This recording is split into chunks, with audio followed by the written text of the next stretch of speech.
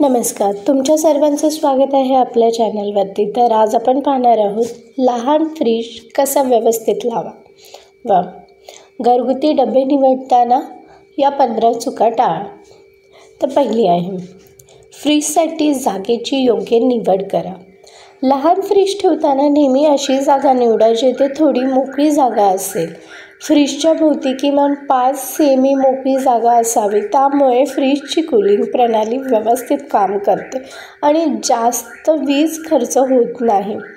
भिंतीजवळ किंवा जास्त उष्णतेच्या ठिकाणी फ्रीज ठेवू नका. अशा जागेत ठेवणे तुमच्या फ्रीजला अधिक काळ टिकवते आणि अन्न देखील व्यवस्थित थंड राहते.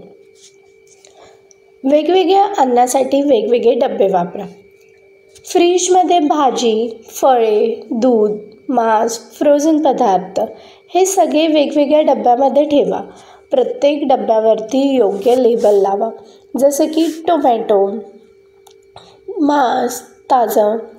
तर यामुळे तुम्हाला हवे ते डबे पटकन सापडतात आणि अनावश्यक वेळ वाया जात नाही. तसेच अन्नाचे मिश्रण होऊन वास मिसळण्याची समस्या येत नाही. डबे निवडताना एअरटाईट झाकण असलेले डबे वापरा. यामुळे अन्न जास्त काळ ताजं राहतं. तसेच फ्रीजमध्ये असलेल्या इतर वासांचा प्रभाव कमी होतो. स्वस्त प्लास्टिक डबे टाळा. त्याऐवजी चांगल्या क्वालिटीचे एअरटाईट डबे निवडा, जेणेकरून ओलावा किंवा वास बाहेर जाऊ नये. तर तिसरा आहे उपाय की फ्रीजमध्ये ओलसर अन्न वेगळे ठेवा. भाजीपाला व फळे जे थोडी ओलसर असतात ते स्वतंत्र डब्यात ठेवा. ओलसर अन्न थेट फ्रीजच्या रॅकमध्ये ठेवू नका, कारण की त्याने फ्रीज आत ओलसर होतो आणि इतर अन्न लवकर खराब होण्याची शक्यता वाढते. नियमितपणे पिशवीत साचलेलं पाणी काढून टाका, त्यामुळे फ्रीज स्वच्छ राहील. चौथा उपाय आहे, डबे भरतानाच योग्य साईज निवडा. फ्रीजमध्ये ठेवल्या जाणाऱ्या डब्यांचा आकार योग्य असावा.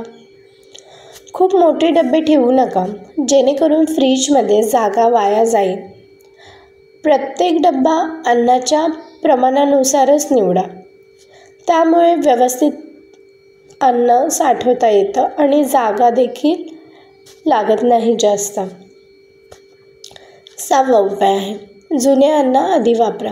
फ्रीजमध्ये अन्न ठेवताना फर्स्ट इन फर्स्ट आऊट नियम पाळा.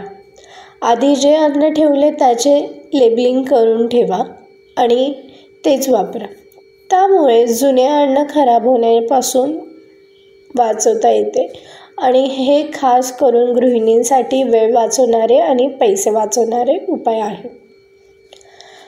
पाण्याचे कंटेनर योग्य प्रमाणात ठेवा. फ्रीजमध्ये पाणी जास्त प्रमाणात ठेवू नका, कारण की फार मोठ्या कंटेनर ठेवल्याने फ्रीजच्या वाऱ्याचा प्रभाव अडथळा येऊ शकतो आणि थंडी व्यवस्थित पसरत नाही. थोड्या प्रमाणात कंटेनर ठेवा आणि गरजेनुसार भरत राहा. आठवा उपाय आहे, लहान फ्रीजमध्ये तापमान 3 सेल्सिअस ते 5 सेल्सिअस दरम्यान ठेवा. त्यामुळे अन्न नीट थंड राहते आणि वीज खर्चही कमी येतो. फार थंड केल्याने अन्न जास्त खराब होण्याची शक्यता असते, तर हे टाळले पाहिजे. 9वी टीप आहे, फ्रीजमध्ये वजनदार अन्न खालच्या रॅकवरती ठेवा. भारी पदार्थ जसे की मोठे डबे, मोठ्या बाटल्या किंवा मासे खालच्या रॅकवरती ठेवा. त्यामुळे वजनाचे संतुलन चांगले राहते आणि फ्रीजचे दरवाजे व्यवस्थित काम करतात. वरच्या रॅकवरती लहान आणि हलक्या वस्तू ठेवा. दर आठवड्याला फ्रीज स्वच्छ करणे फार महत्त्वाचे आहे. डबे बाहेर काढून पाणी व डिटर्जंटने स्वच्छ करा. तसेच फ्रीजच्या आतील रॅक आणि दरवाजातील सील स्वच्छ ठेवा.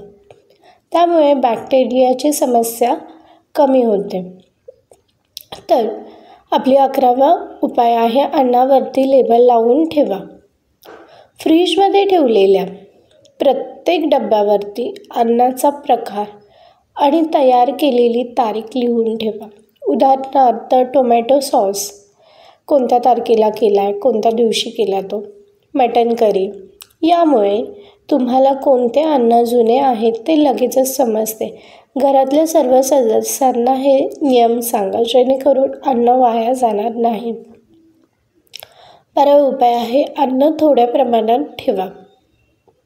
तर फ्रीजमध्ये अन्न जास्त प्रमाणात एकाच डब्यात न ठेवता थोडे प्रमाणात वेगवेगळ्या डब्यात ठेवा.